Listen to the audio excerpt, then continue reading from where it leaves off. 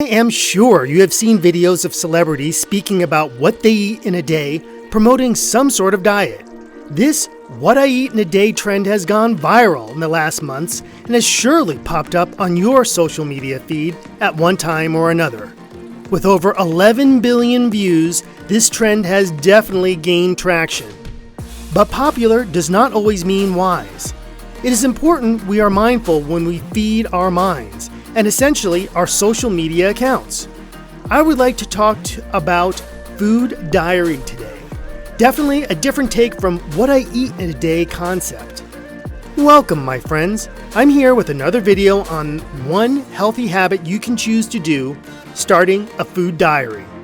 We will dive deep into the ins and outs of using this method to track your food intake and help you analyze your food habits to either correct them or improve upon them.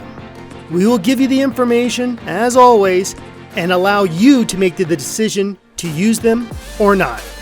This is Gerald, your health coach and chef. Let's begin.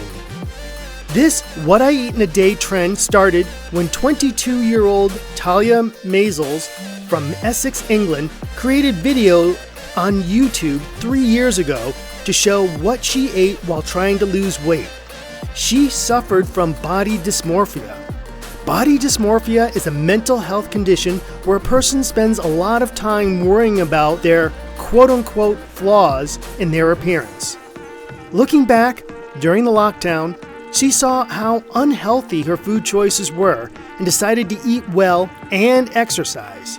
She said she is still struggling with body dysmorphia, but now she is passionate about fitness more than weight loss.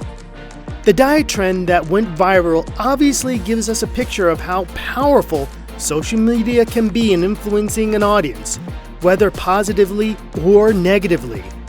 In spite of TikTok's disclaimer tagged "what I eat in a day diary," if you or someone you know are experiencing concerns around body image, food, or exercise, it's important that you know help is out there and that you are not alone.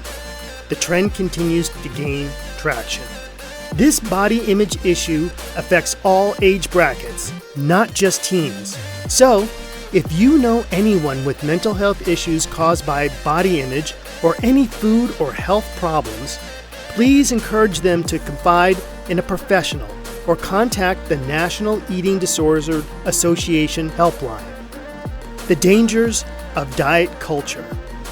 Diet is always subjective. You eat according to your body type, body needs, physical condition, medical condition, if any, and lifestyle. It is impossible for two people to have the same conditions. People must realize that a lot of those videos are staged and are not entirely representative of what the person eats. Even Maisel says she did not show a lot of the unhealthy snacks she ate. But these videos, though they claim to be without harm, influence people to eat like them, and that's not right. A meal suggestion or sharing a recipe is better than showing a full day list of what a person eats, which people might follow without understanding. Now, what is a food diary? Science Direct defines food diaries or food records, also called dietary records or dietary diaries, as a collection of data on the food intake of a person by self-record over a specific period, usually 3 to 7 days. Once I made the decision to exercise daily, I did not notice a difference in the mirror or on the scale. I knew I had to change my eating habits, and I started with a food diary. The recording of food intake is real-time, and you should not rely on your memory. You record your food or beverage intake as you consume them throughout the day. We recommend that you bring a pen and a notebook for this so you can easily pull them out and jot down your meal, or any digital technologies like mobile phones, tablets, or iPads, digital cameras, and other electronic devices. Other mobile apps are too cumbersome and time-consuming to use. But use whatever will make your note-taking easy and convenient for you. At the end of the day, You might want to transfer your notes to a paper form for your record.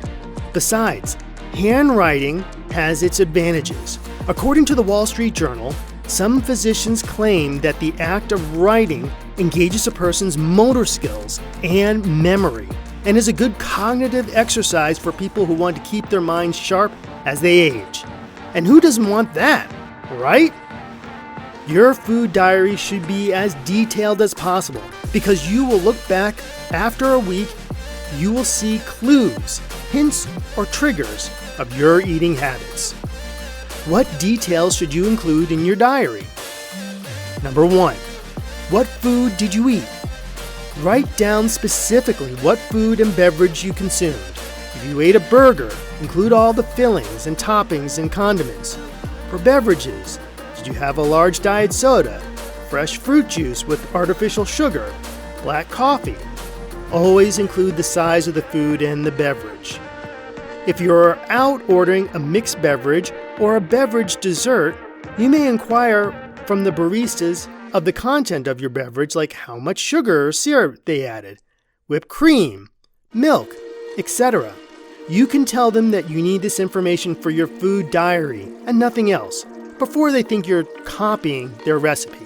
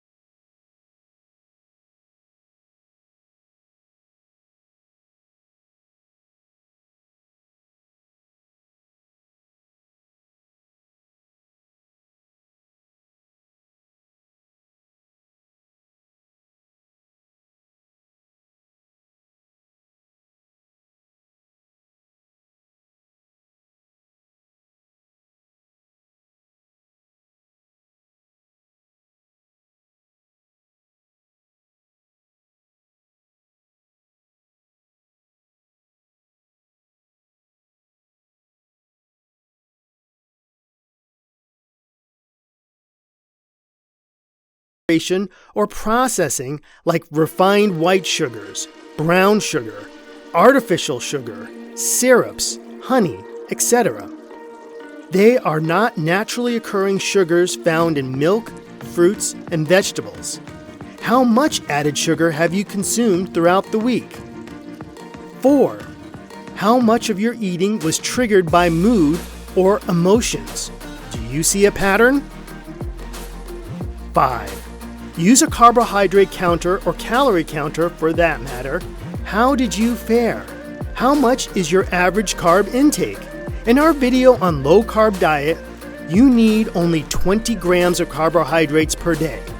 How much is your actual carb intake? Once you have made an objective analysis of your dietary habits, you now make a doable goal for improvement, like eliminating the consumption of sugar-loaded beverages like soda, processed fruit juice, artificially flavored water, energy drinks, etc. This should be fairly easy to do for a start, and start on the first day after your food diary journaling schedule. If you are doing a 3-day journal, start the challenge on the 4th day. If you are doing a 7-day journal, start your challenge on 8th day. We hope we have shared valuable information with you today. If you're interested in watching more videos like this one, please let us know. And if you learned something from this video, please put your comments below. We love to hear them. Thanks for watching the video, and I hope this has helped you understand the certain principles and facts that can be beneficial when it comes to choosing your food wisely and taking care of your body and creating a new, healthy paleo lifestyle. If you're interested in watching more videos like this one, click the link in the description for your 1-day keto-friendly meal plan. Then hit the subscribe button and change its color to a beautiful red, and watch this next playlist for great ideas about how you can quit sugar for good.